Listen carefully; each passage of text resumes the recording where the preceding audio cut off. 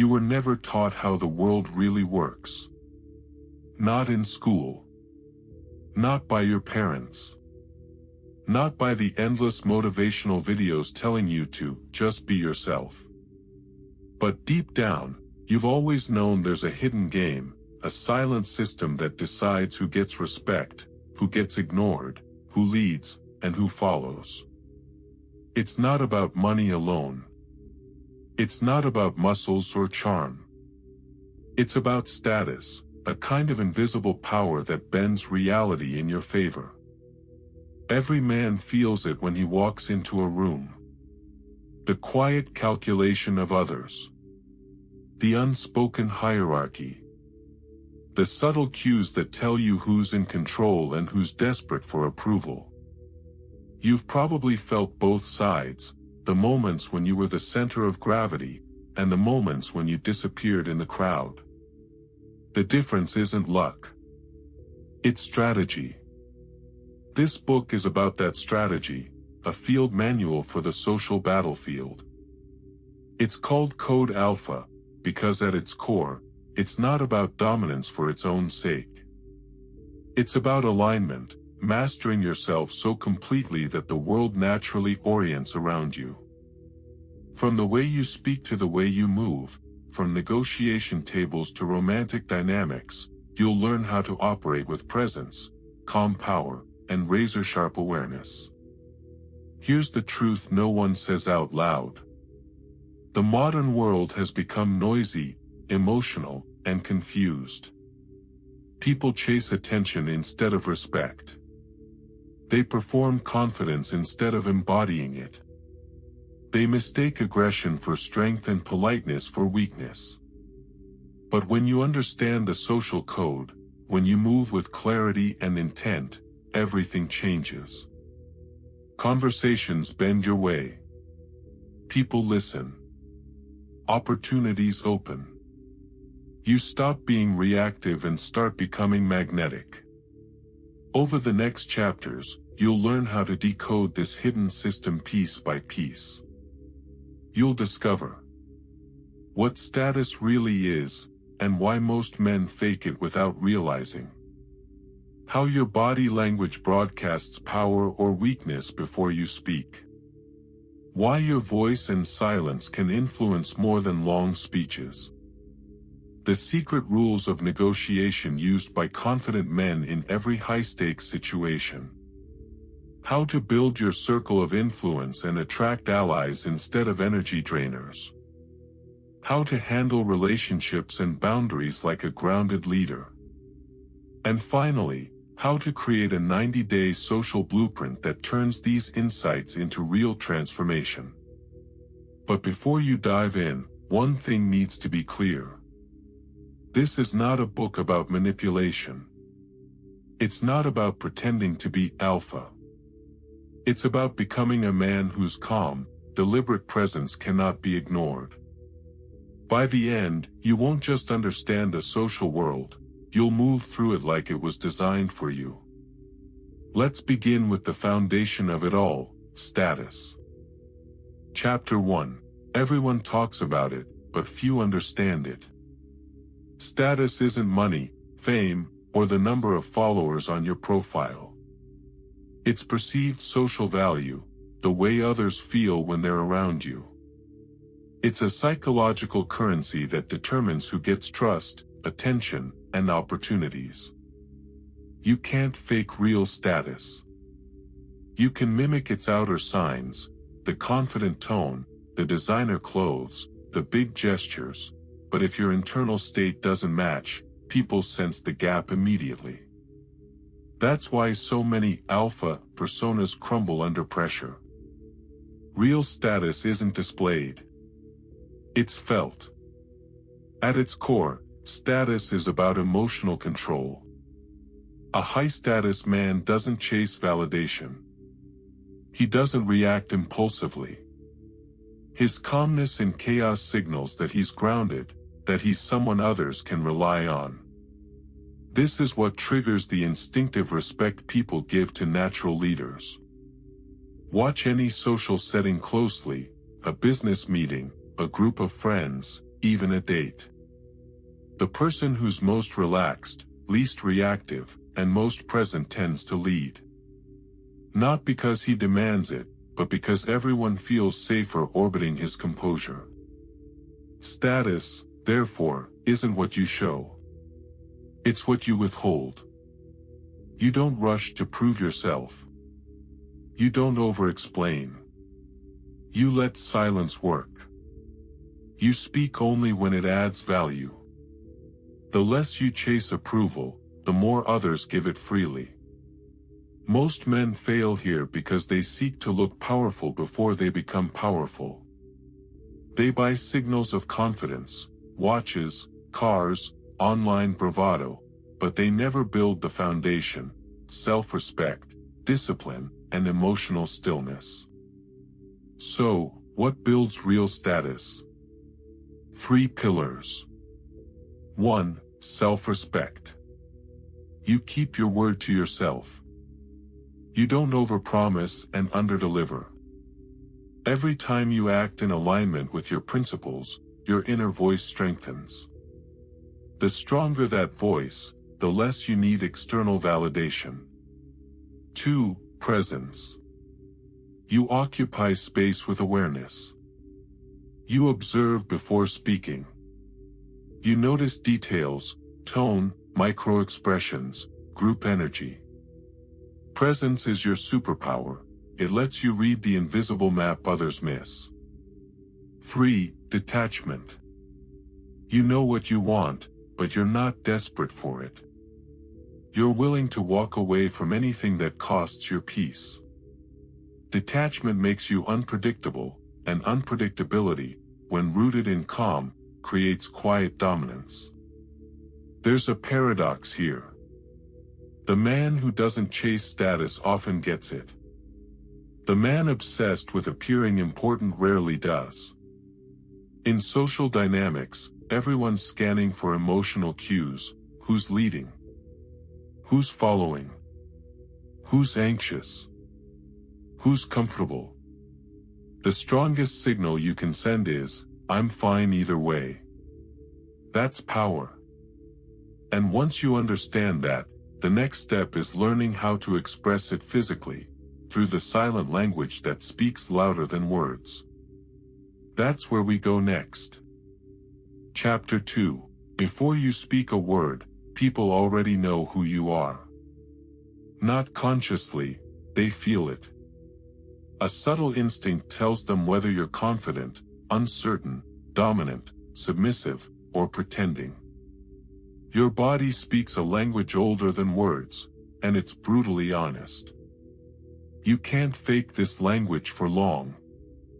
Every small movement, how you enter a room, where your eyes go, how fast you move, how your shoulders rest, sends a signal. When your words and your body disagree, people believe your body. Every time. Strong men understand this. They know that posture, pace, and stillness are not random. They're tools, instruments for commanding attention and respect without saying a thing. Let's start with presence through posture. When you enter a room, your body should move like it belongs there. Your shoulders relaxed but not slouched. Your chest open but not puffed up.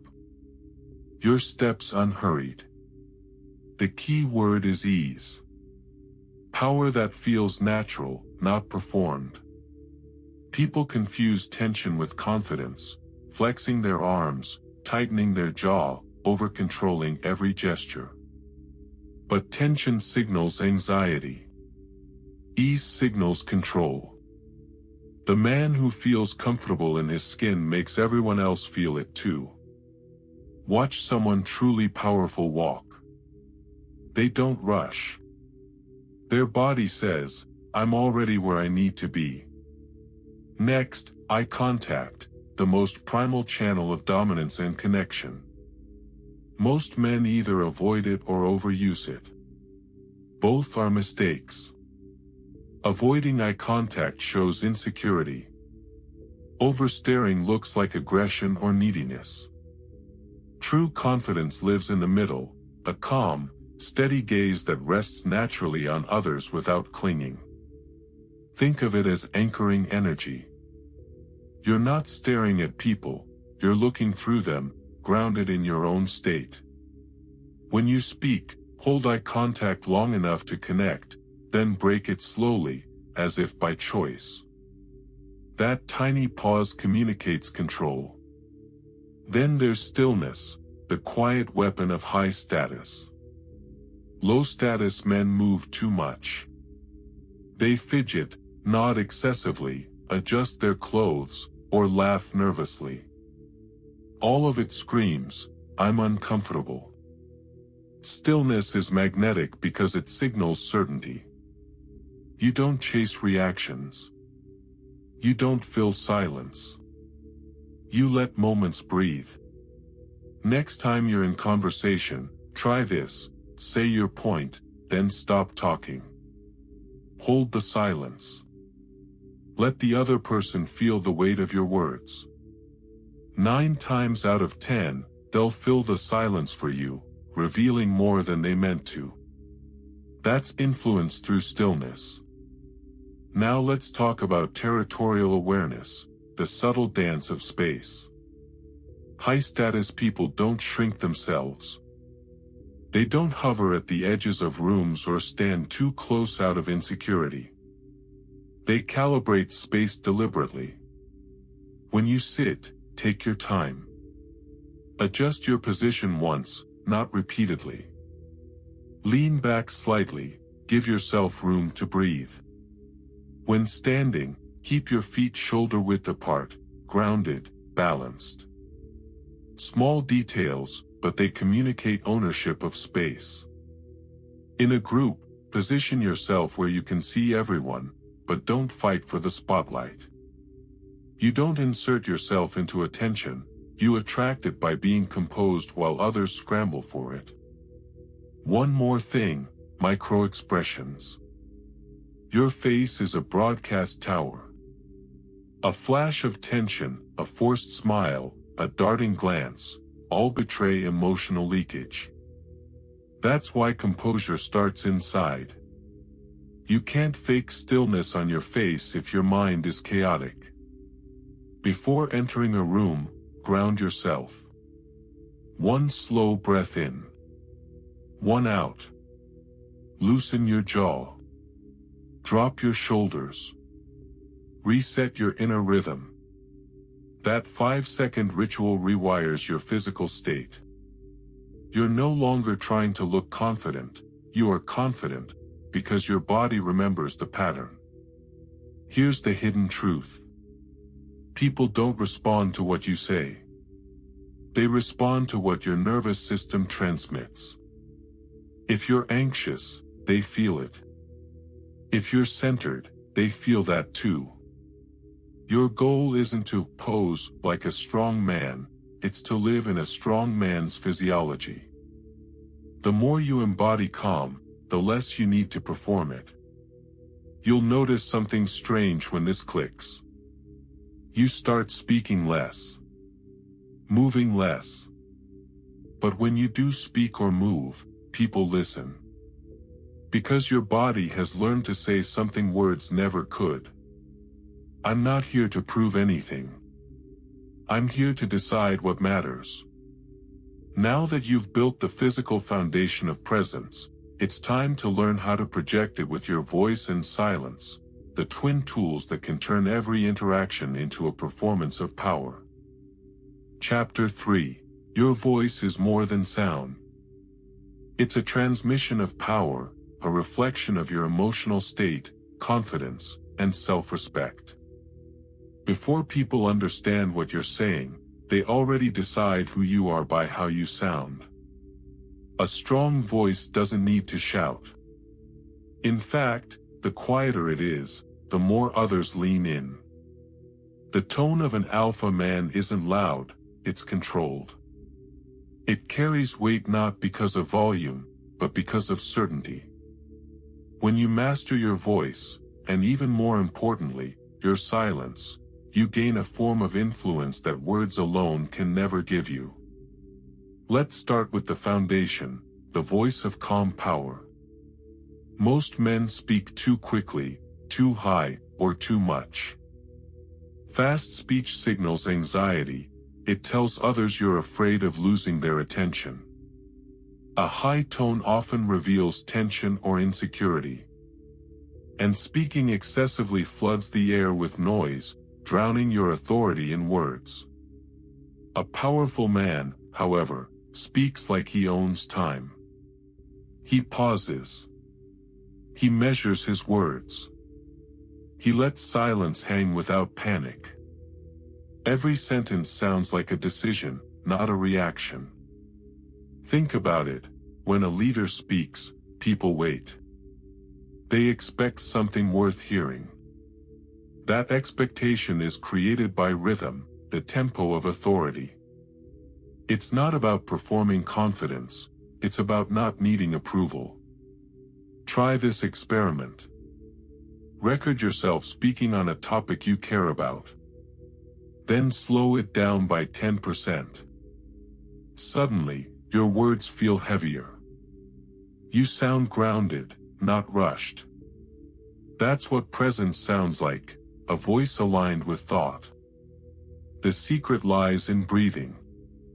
Your breath is your emotional anchor. When you speak from your chest, your voice carries resonance. When you speak from your throat, it sounds forced. Before any conversation, negotiation, or speech, take one deliberate breath, in through your nose, slow exhale through your mouth. It tells your nervous system, I'm in control. A calm body creates a calm voice. A calm voice creates trust. Now, let's talk about tonality, the invisible message beneath words. The same sentence can sound like a question, an apology, or a command depending on tone. Say, we'll take care of it. Now say it like you're unsure. Then say it like it's final. The words haven't changed, but the world reacts differently. High-status communication lives in the downward inflection. Your sentences end with a tone that drops slightly, signaling finality. Low-status communication rises at the end, right, okay, you know. Constantly seeking agreement. So, when you speak, let your tone drop softly. Not aggressively.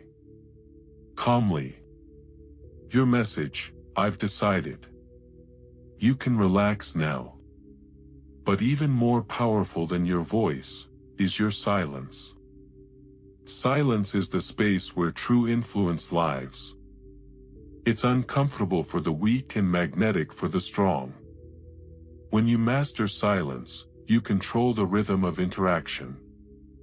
You make others reveal themselves. In negotiations, after stating your position, say nothing. Don't justify. Don't fill the air. Let the silence pressure them. The need to fill it will work against them, not you. In relationships, silence also communicates boundaries. When someone disrespects you, you don't argue, you withdraw attention. Absence speaks louder than confrontation. People sense your distance, and they feel its weight. Silence, when used right, is never passive. It's strategic emptiness. A deliberate pause that makes others feel your presence even when you're not speaking. There's also an art to listening with power. Weak men listen to respond. Strong men listen to understand the field. They watch tone, pace, word choice. They detect insecurity, hidden motives, or emotional needs beneath what's being said. The more you truly listen, the more you can guide conversations without pushing. People trust those who make them feel heard, but paradoxically, those same people are more easily led. Listening is not submission. It's reconnaissance. Let's combine it all. When your body language and your voice align, when your movements are calm, your tone deliberate, and your silence is intentional, you become magnetic. You no longer fight for attention. You command it. There's no rush, no strain, no effort. Just presence. People can't explain why they listen to you more carefully or defer to your suggestions, they just do. That's the unspoken dominance of emotional steadiness made audible. Because in a chaotic world, the calm voice becomes the authority. And yet, there's another battlefield where this voice is tested, the arena of negotiation, where composure meets strategy, and silence becomes a weapon sharper than words. Let's go there next. Chapter 4. Most men think negotiation means fighting, pushing harder, talking louder, outsmarting or intimidating the other side. But the real art of negotiation is not about conflict. It's about control, not over others, but over yourself. The man who controls himself controls the room. Every negotiation, business, relationship, or social, is an exchange of emotional energy before it's an exchange of words. Whoever stays calm while the other loses composure wins by default. The strong man doesn't fight for dominance, he guides the flow. Let's begin with the first rule of negotiation: never negotiate for validation. Most men enter negotiation already needing something: approval, agreement, or outcome. And when you need, you leak power. You become predictable. A high-status man negotiates from choice, not desperation. His attitude says, "I want this, but I don't need it." That single mindset shift changes everything. Before any negotiation, ask yourself, what happens if I walk away? If your answer is panic, you're negotiating from weakness. If your answer is calm acceptance, you're ready to lead. Walking away isn't failure. It's leverage. The ability to walk away is the foundation of all power, in business, relationships, or any social arena. The second rule: control the frame. Every conversation has a frame, the underlying perspective that defines what's happening. Whoever sets the frame controls the meaning of the interaction. For example, if someone says, "Your offer is too high," and you reply defensively, you've accepted their frame, that you're asking for too much. But if you respond calmly with, "That depends on what value you're looking for," you shift the frame to worth, not price. Frames are invisible, but they decide who leads. A confident man sets the tone early. He defines the purpose, tempo, and direction of every exchange, not by force, but by clarity. The third rule: listen more than you speak. People reveal everything if you let them talk long enough: their priorities, fears, hidden pressures. The inexperienced negotiator rushes to convince. The skilled one gathers intel. Silence is your strategy here. When someone makes a point, don't rush to reply. Pause.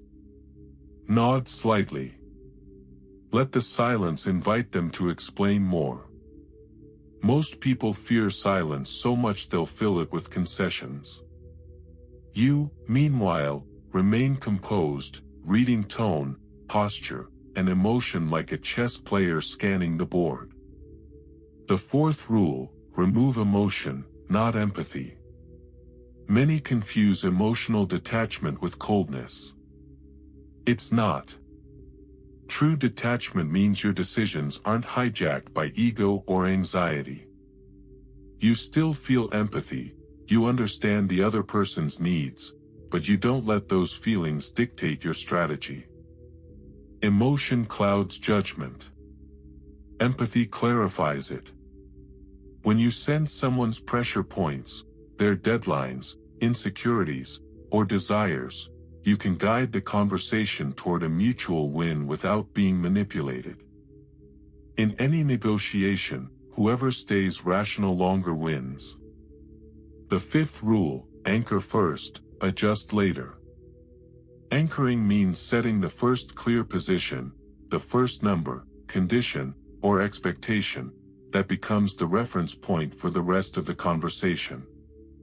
Psychologically, the first anchor defines reality. People unconsciously orbit around it.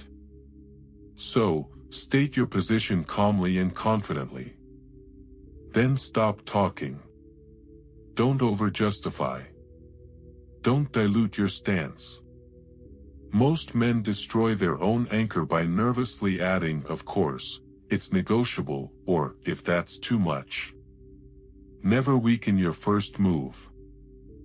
Silence is the shield that protects your position. The sixth rule: trade, don't give. When you concede something, always get something in return, even if symbolic. If you offer a discount, ask for faster payment. If you compromise on one term, tighten another. This principle reinforces your perceived value.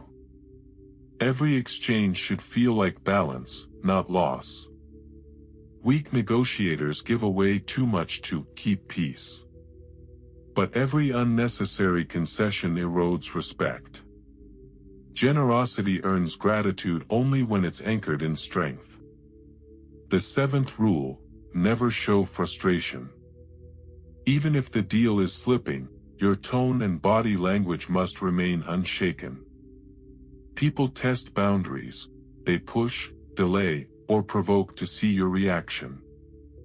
The moment you show emotional impatience, they know where your limit is. Instead, remain neutral. Slow your breathing. Speak slower, not faster. A calm man is unreadable, and that unreadability is power. Remember, in any high-pressure moment, the person who needs less wins more. The eighth rule: end strong. When the negotiation closes, don't over-celebrate or over-explain. A simple, "that works for me," or "let's move forward," is enough. Excess talk after agreement often reopens doubts. End cleanly, shake hands, and walk away with calm satisfaction. Even after a deal, your composure leaves a lasting impression. The next time they deal with you, they'll already respect your standard. Here's the ultimate truth about negotiation. It's not a battle. It's a dance. A dance of psychology, patience, and poise. The best negotiators don't win deals, they shape them, aligning both sides through quiet authority. And this authority doesn't stop in the boardroom. It extends into your friendships, your social circle, your romantic life. Because every relationship, at its core, is a continuous negotiation of respect, space, and influence. That's why the next chapter is about the architecture of your circle of influence, how to build allies, filter out energy drainers, and create a network that multiplies your power instead of draining it. Chapter 5: No man rises alone. Every powerful individual you've ever admired, leaders, visionaries, warriors, built their strength not just from personal skill, but from strategic alliances. The world doesn't reward isolation. It rewards connection. But not just any connection, intentional connection. Most men surround themselves by accident, old friends, co-workers, random acquaintances. Few stop to ask, does this circle elevate or drain me? Yet your environment is your mirror. The people around you either multiply your energy or quietly erode it. The strong man builds a circle of influence, a network that reinforces his values, challenges his weakness, and extends his reach. Let's learn how. First, understand this: social gravity is real. Some people pull you upward, their energy sharpens you, their mindset inspires you, their discipline recalibrates your standards. Others pull you downward, constant drama, complaints, chaos. They drain your focus without you noticing. High-status men protect their energy the way others protect money. They don't spend it recklessly on everyone. They invest it in people who create movement, not noise. You don't need a large circle. You need a tight, strategic one. A few allies who embody competence, loyalty, and growth are worth more than 100 casual friends. Rule 1: Know your value hierarchy. Before choosing your circle, define what you value most. Discipline, honesty, ambition, loyalty. If you're unclear, you'll absorb other people's chaos. You'll mirror their habits, language, and energy. People don't just influence you, they reprogram you. So write it down. What kind of men do I want around me? What kind of energy do I want to live in daily? Once you have your answers, use them as a filter. If someone consistently disrespects your principles, they're not your ally, they're a test. Rule 2: Observe patterns, not performances. Everyone can appear confident for a night. Everyone can speak well, dress well, and play the role. But patterns never lie. How do they treat people who can't help them? How do they react when corrected? Do they keep promises when no one's watching? High-value men don't judge by appearances. They watch consistency. Before you let someone close, give them time to reveal who they really are. Energy vampires often come disguised as fun friends or ambitious partners. But sooner or later, chaos leaks out. Pay attention. Rule 3: Exchange value, don't chase it. Strong men never orbit others hoping for recognition. They bring something to the table: competence, insight, loyalty, calmness, reliability. When you contribute without expectation, powerful people notice. You don't need to beg for entry into better circles, you attract them by becoming valuable yourself. Ask yourself, if I were in a room full of strong men, what would I bring? The moment you can answer that, you're no longer an outsider. Rule 4: Cut strategically, not emotionally. Sometimes, growth demands pruning. You'll outgrow people, friends who keep you small, who envy progress, or who pull you into emotional turbulence. Cutting them off doesn't make you ruthless, it makes you focused. But do it cleanly: no anger, no drama, no long speeches. Energy vampires feed on emotional reactions. Silence and distance starve them. You don't need to announce your evolution. Just evolve. Those who no longer align will naturally drift away. Rule 5: Build alliances, not audiences. In the modern world, many men confuse attention for power. They chase followers, likes, or social approval, mistaking visibility for influence. But true influence isn't about being seen, it's about being respected by the right people. Allies are those who can stand beside you in silence and still make you stronger. They protect your blind spots, challenge your thinking, and extend your reach. Look for 3 kinds of people in your circle. Mentors, those ahead of you, whose example pulls you forward. Peers, those beside you, who grow with you. Apprentices, those behind you, who remind you of how far you've come. Balance all 3, and your circle becomes a living ecosystem of progress. Rule 6. Be the stabilizer. The most magnetic man in any group is not the loudest or funniest, it's the one who brings emotional balance. When others panic, he stays calm. When others gossip, he stays neutral. When others compete, he collaborates. That kind of energy anchors everyone. People begin to seek you out not for entertainment, but for equilibrium. You become the silent center of gravity, the man whose presence strengthens the whole circle. This is how social influence grows without noise. Rule 7. Never tolerate hidden competition. A dangerous trap among men is unspoken rivalry. A friend subtly undermines you, copies your ideas, or disguises envy as jokes. This poison spreads quietly. True allies celebrate your wins because they're too busy chasing their own. When a man competes with you secretly, distance yourself fast. Loyalty isn't spoken, it's felt. Once you begin applying these principles, you'll notice a transformation. Your circle gets smaller, but your influence gets stronger. Your social interactions stop draining you.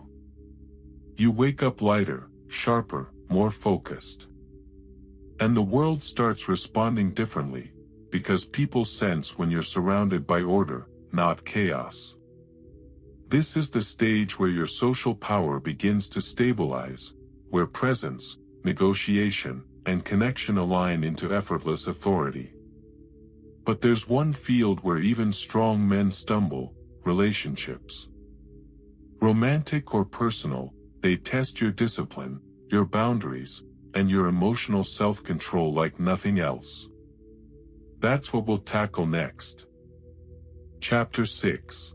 Every strong man eventually faces this test, when power meets intimacy. You can command a room, win negotiations, and influence others, but the real question is, can you hold your ground when emotions enter the game? Relationships are where your internal balance is either reinforced or completely destroyed. The Alpha Code is not about dominance over others, it's about mastery over yourself within connection. A weak man seeks validation through relationships. He gives his time, energy, and attention in exchange for affection or recognition. An alpha gives from overflow, not from emptiness. His relationships reflect his standards, not his insecurities. That's the foundation of boundaries, the invisible architecture of respect. In the social world, boundaries are power lines. They transmit your energy. If you let anyone cross them freely, your voltage drops. You feel drained, resentful, and confused about who you are. But when your boundaries are firm, others feel it without you saying a word. It's not aggression, it's clarity. People sense that they can't manipulate you, that your approval cannot be bought. There are 3 primary areas of boundaries that define your strength: time, emotional access, and personal energy. Time: every minute you spend with someone is an investment. Do they multiply or drain it? Strong men are ruthless with their calendars, not because they're cold, but because they understand the law of exchange. Every yes is a no to something else, usually something that matters more. Emotional access: not everyone deserves your vulnerability. Sharing your thoughts, fears, or dreams is not a democratic process, it's earned. The mistake many make is oversharing too soon, trying to build instant intimacy.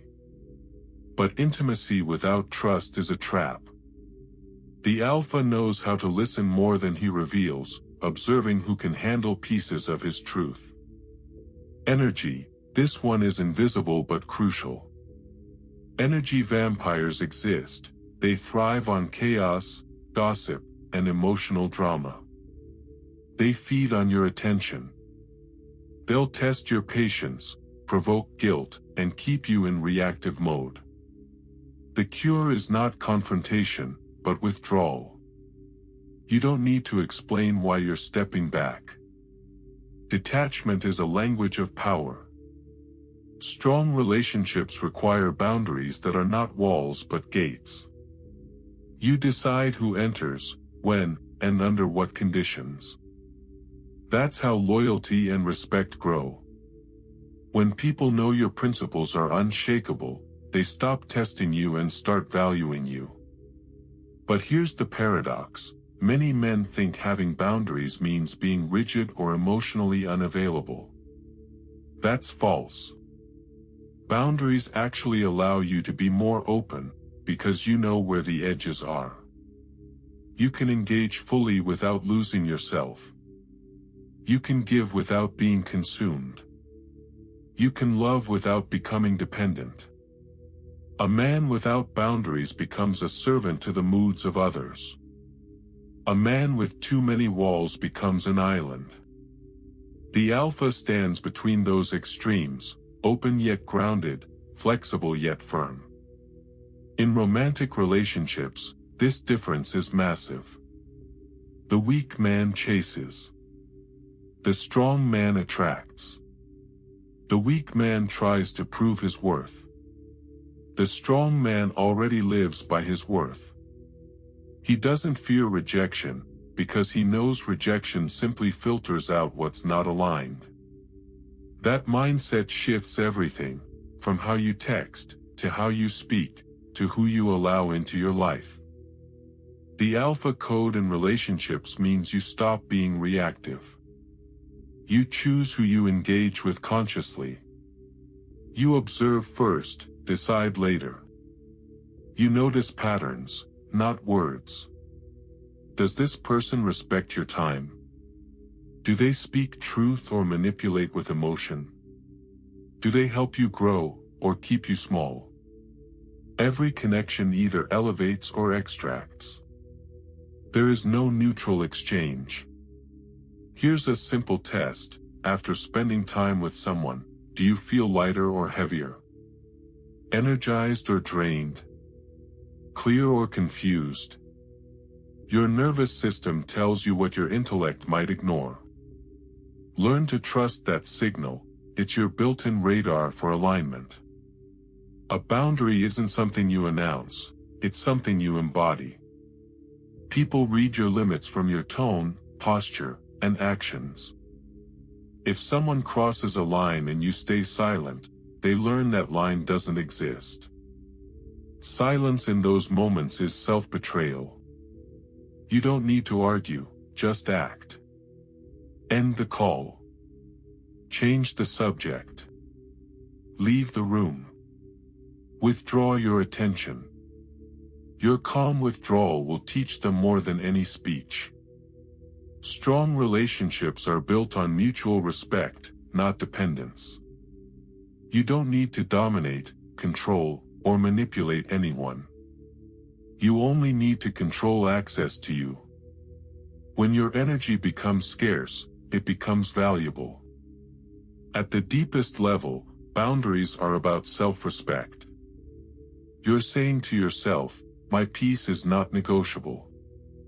My mission comes first. My circle is sacred. And when you live that way, the right people will orbit naturally around your energy, while the wrong ones will drift away. That's not loss, it's filtration. In the next chapter, you'll learn how to build something few people ever do, a 90-day social plan. It's the blueprint for real-world strategy, from positioning yourself in new circles, to creating opportunities, and forming a presence that commands respect without demanding it. Because confidence isn't random. Influence isn't accidental. And the life you want won't appear by chance, it will appear by design. Chapter 7. Power doesn't come from knowing what to do. It comes from doing it with rhythm. The Alpha Code is not just a philosophy, it's a practical framework for how you move through the world.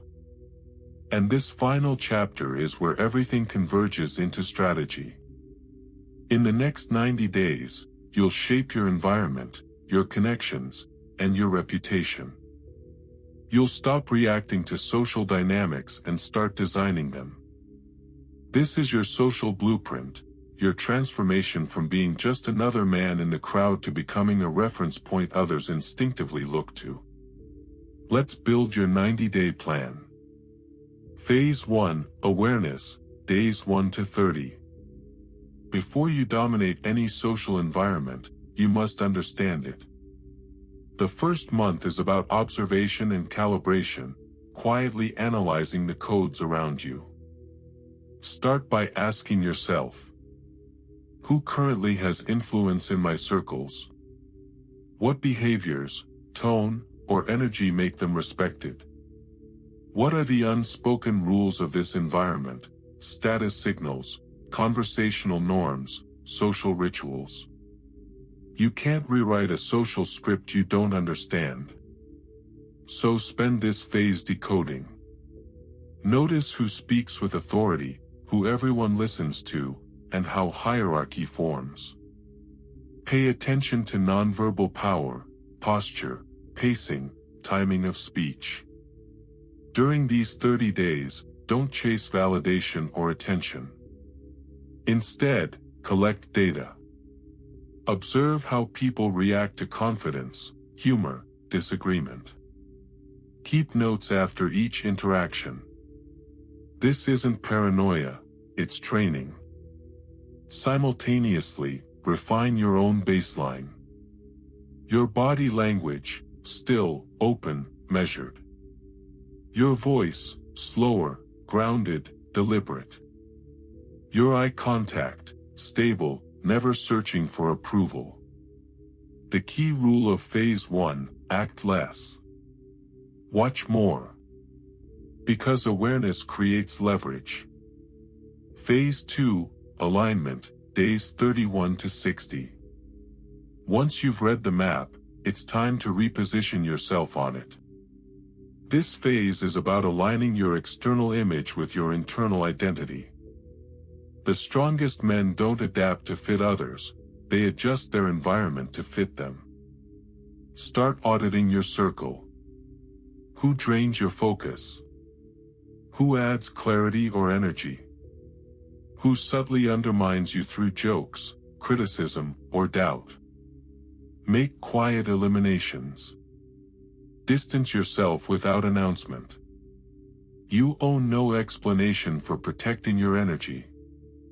Then, deliberately cultivate proximity to higher-level people, those who are calm, competent, and mission-driven. You don't need to impress them. Just exist in their orbit with presence and contribution. Bring value, a resource, an idea, a connection, or even just composed energy. Most men want attention, few offer stability. Use this month to practice strategic silence. Speak 70% less than usual. Let others fill the air. Your stillness creates curiosity. Your restraint builds gravity. Watch how people lean in when you no longer over-explain yourself. During this phase, also refine your visual presence, dress intentionally but subtly. Your clothes should look chosen, not loud. Avoid signals of neediness, flash, logos, excess. You're not competing for attention, you're signaling that you already have it. Phase 3, assertion, days 61 to 90. Now you act. The final month is about stepping into social authority with conscious intent. You've learned the rules, now it's time to bend them. Start taking conversational leadership. That doesn't mean talking more, it means directing flow. Ask better questions. Summarize group thoughts. Suggest next steps. People unconsciously follow whoever organizes chaos into clarity. Choose 1 to 2 social or professional arenas where you'll establish visible influence: your workplace, a networking group, a hobby community, or a new environment. Position yourself as the person who moves energy forward. Begin building your circle of influence. 1 mentor above you, for guidance. 2 peers beside you, for collaboration. 2 people below you, whom you help grow. This creates a self-sustaining power structure. Influence flows both upward and downward. That's how real authority forms. It's not given, it's built through consistent positioning. At this stage, also refine your negotiation identity. When people ask for your time, money, or commitment, stop defaulting to yes. Instead, pause, assess, and decide based on alignment. Every no reinforces your reputation for clarity. Every yes should elevate your mission. Bonus principle: controlled mystery. In your final phase, add what most men never master: controlled mystery. Reveal less about your plans. Let your actions speak. Don't announce your moves, let others notice the effects. Power that explains itself loses magnetism. Your social brand should whisper, not shout. You're not the man chasing, you're the man others can't quite predict. That unpredictability is oxygen to attraction and respect. By day 90, if you've executed this plan seriously, you'll notice subtle but powerful shifts. Conversations flow toward you naturally.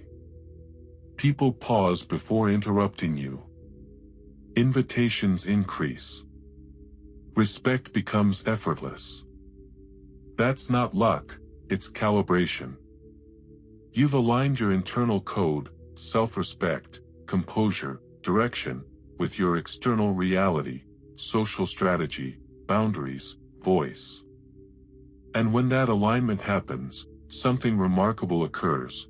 You stop chasing acceptance and start radiating certainty. The Alpha Code isn't about being better than others, it's about mastering the self so deeply that the world can't help but reorganize around your presence. The next 90 days are your laboratory. Every conversation is data. Every boundary is a signal. Every silence is strategy. Now go execute. Speak less. Move precisely. Watch everything. The social world belongs to those who understand it. Conclusion: if you've made it here, you already sense the shift. Something subtle but irreversible has happened. You've begun seeing social life not as chaos, but as a system. You now understand what most men never will, that status, influence, and respect are not accidents of birth or charisma. They are engineered states. The Alpha Code isn't about arrogance, dominance, or control. It's about internal order. When you align your posture, tone, energy, and boundaries, the external world rearranges itself in response. The loud ones will keep shouting, the insecure will keep overcompensating, but you'll operate differently, quieter, sharper, more deliberate. You've learned that status isn't given, it's recognized. It begins with self-respect and manifests in how others treat you. You've learned that body language speaks long before words do, and that composure is a language only the strong can read. You've learned that voice and silence both carry power, one projects authority, the other creates mystery. You've learned how negotiation is not about words but about emotional control. You've learned how to build circles of influence that elevate you instead of drain you. You've learned that boundaries are the architecture of peace and strength. And finally, you've learned how to turn it all into a 90-day plan, a real framework for building your social dominance by design. But the real victory isn't in the tactics. It's in the state you've cultivated. The calm. The awareness. The sense that you don't have to prove anything to anyone. That is real power. There's a silent revolution happening in the world, a shift from loud, performative masculinity to something quieter, more dangerous, more magnetic. The men who master this will lead not through intimidation, but through gravity. They won't need to fight for space, space will open for them. You now carry that code. But remember, strength fades without discipline. Influence decays without self-reflection. Every few months, recalibrate. Observe yourself in social settings. Notice when you start slipping into old habits, people-pleasing, over-explaining, overreacting. Catch yourself early. Adjust. The Alpha Code isn't something you achieve once, it's something you maintain daily. Walk into every room with the awareness that you don't need anything from anyone. You are there to contribute, to observe, to connect, but never to chase. The man who doesn't chase becomes the one everyone else seeks. And when you live this way long enough, something strange happens. Your mere presence becomes instruction. Other men will study your calm. Women will feel the safety of your boundaries. Leaders will recognize your control. Without effort, you'll embody what everyone else is trying to imitate. That's the true alpha, not loud, not aggressive, not performative. Just grounded, clear, and untouchable. The final secret of the Alpha Code is this. Power is quiet. Influence is invisible. And mastery is never announced. You've learned the strategy. You've built the frame. Now step into the world and let your silence do the talking.